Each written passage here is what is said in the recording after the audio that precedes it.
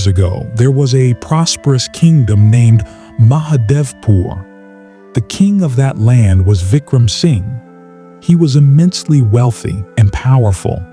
His kingdom was filled with grand palaces, countless soldiers, and boundless riches.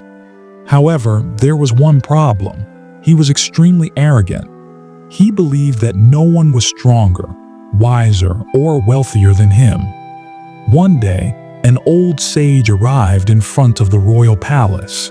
He told the king, "Your arrogance will one day destroy you.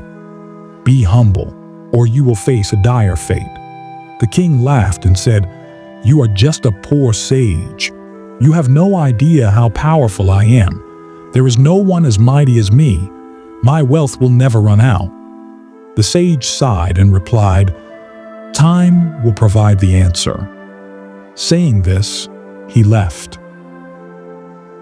A few days later, a terrible famine struck the kingdom. There was no sign of clouds, and a drought spread across the land. The crops withered and rivers dried up. The people suffered from hunger. At first, the king thought he could handle the crisis with his immense wealth, but soon his treasury began to deplete rapidly. Due to the lack of food, the soldiers rebelled, and the people started rising in protest. When everything went out of control, the king remembered the words of the old sage. He finally realized that his arrogance had led to his downfall. Immediately, he searched for the sage and eventually found him in a secluded mountain hermitage. Bowing humbly before the sage, the king said, "O great soul, I was wrong. My arrogance had blinded me. Now I understand that humility is the greatest virtue."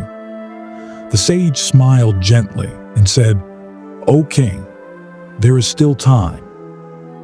Correct your mistakes. Use your wealth to help the poor and stand by their side."